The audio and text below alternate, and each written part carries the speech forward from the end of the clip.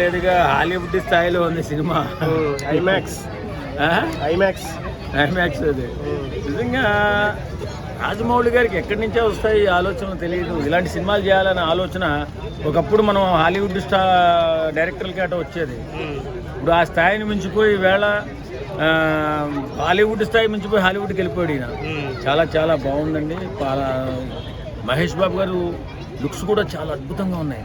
ఆ గ్లిమ్స్ కానీ అవి కానీ చూడడానికి ఎంత ఆహ్లాదంగా ఉన్నాయంటే, ఇప్పుడు దాకా మొన్నటి వరకు తెలుగు సినిమా వస్తుందంటే బాలీవుడ్ వాళ్ళు ఎదురు చూసి మన సినిమాను పక్కన పెట్టుకోవాలా, తెలుగు సినిమా అంటే సామాన్యం కాదని భయపడే రోజుల నుంచి హాలీవుడ్ స్థాయికి వెళ్ళిపోయింది. ఇప్పుడు హాలీవుడ్ వాళ్ళు కూడా తెలుగు సినిమా వస్తుందంటే ఆలోచించే పరిస్థితి కూడా వచ్చేసినట్టుంది. ఖచ్చితంగా మన సినిమా చాలా సూపర్ డూపర్ హిట్ అవుతుంది, సెన్సేషనల్ మూవీ అవుతుంది. అయితే ఈవెంట్లో ఒక ట్రైలర్ చిన్న ఇష్యూ వచ్చిందని చెప్పేసి రాజమౌళి గారు ఆంజనేయ స్వామి ఉంటే బాగుండు ఉంటారంటారు, ఈ టైంలో ఏమయ్యాడని చిన్న పెదవిరుపు అయితే జరిగింది. అది పెద్ద ఇష్యూ అవుతుంది. ఎంతవరకు ఎలా చూడొచ్చు? నిరాశ నిస్పృహ అనేది మానవుడికి సంబంధించినటువంటి మనస్తత్వాలు. కొన్ని అన్నీ మనం అనుకున్నట్టు జరగవు, కొన్ని భగవంతుడు ఆదేశానుసారం జరుగుతాయి. కొంచెం లేట్ అయినా ఒక అద్భుతంగానే జరిగింది కదా ఈవెంటు.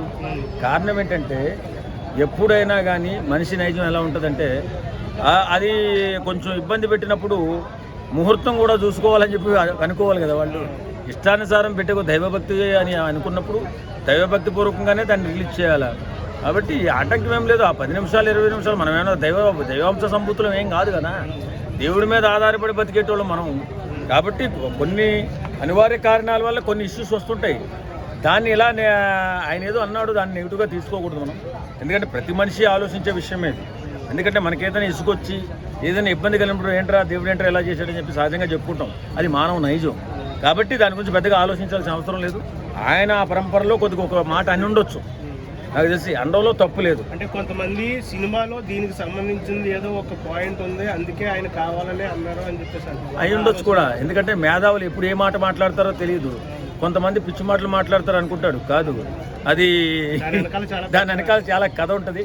కాబట్టి వేళ రాజమౌళి గారు ఆ ఒక్క 10-15 నిమిషాలు కొంచెం ఏదైనా ఇబ్బంది పడి, అది స్క్రీన్ మీద ఇబ్బంది అయి ఉన్నప్పుడు అన్నారా, లేకపోతే ఈ ప్రచారంలో భాగంగా ఈ కాంట్రవర్సీ చేయాలనే ఆలోచనలో అన్నారా అనేది ఆలోచించాల్సి వస్తుంది. అంటే రిలీజ్ చేసిన వీడియో ఏదైతే ఉందో అందులో ఆంజనేయ స్వామి విజువల్స్ చాలా గ్రాండ్గా ఉన్నాయి. సో ఈయనేమో ఇట్లా అన్నాడు.